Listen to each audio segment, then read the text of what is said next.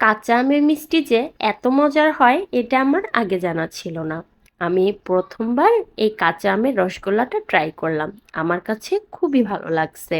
যারা যারা এখনো ট্রাই করেননি, একবার হলেও কিন্তু এটা ট্রাই করতে পারেন। কাঁচা আমের মিষ্টি বলে এটা যে খেতে মন্দ হবে তেমন কিন্তু না, এটা খেতে খুবই সুস্বাদু। কাঁচা আম কিন্তু শেষের পথে। দেরি না করে চটজলদি বানিয়ে ফেলুন। আসসালামু আলাইকুম, আমি সারহাজুই। আজকে আসছি নতুন একটা ভিডিও নিয়ে। আমি এখানে 1 লিটার দুধ খুব ভালো করে ফুটিয়ে নিয়েছি এবং একটা আম খুব ভালোভাবে ধুয়ে পরিষ্কার করে শুকিয়ে তারপরে আমটা ছিলে আমের খোসা এবং আম দুটোই দুধের মধ্যে দিয়ে কিছুক্ষণ জাল করে নিব।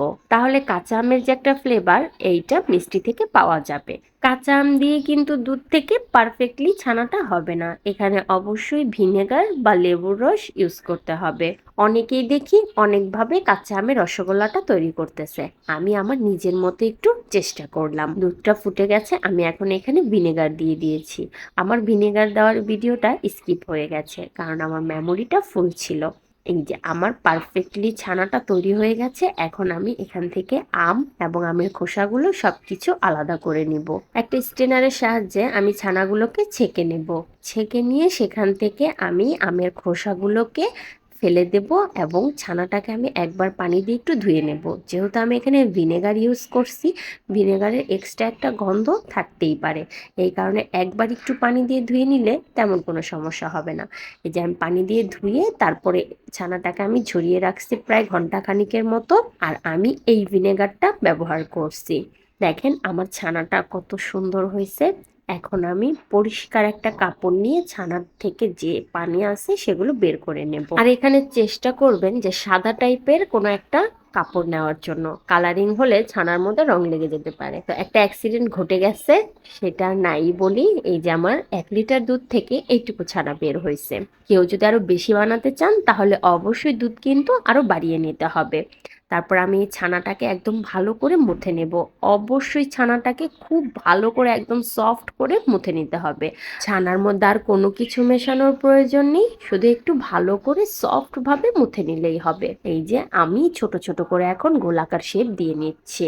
আর অবশ্যই এটা খেয়াল রাখতে হবে মিষ্টিতে যেন কোনো ফাটা না থাকে, তাহলে কিন্তু মিষ্টি ভেঙে যাবে।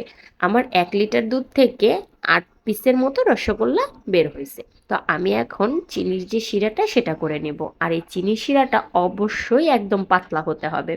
আমি 2 কাপ পানিতে আধা কাপের মতো চিনি দিয়েছি। যেহেতু আমার ছানার বলগুলো একদম অল্প, আর এইটুকুর জন্য আধা কাপ চিনি আমার যথেষ্ট মনে হয়েছে। আর আমার বাসায় এমনি তো মিষ্টিটা একটু কম খাওয়া হয়, আপনারা চাইলে আরো বাড়িয়ে বা কমিয়ে নিতে পারেন। ফ্লেভারের জন্য 2টা এলাচ দিয়ে দিলাম।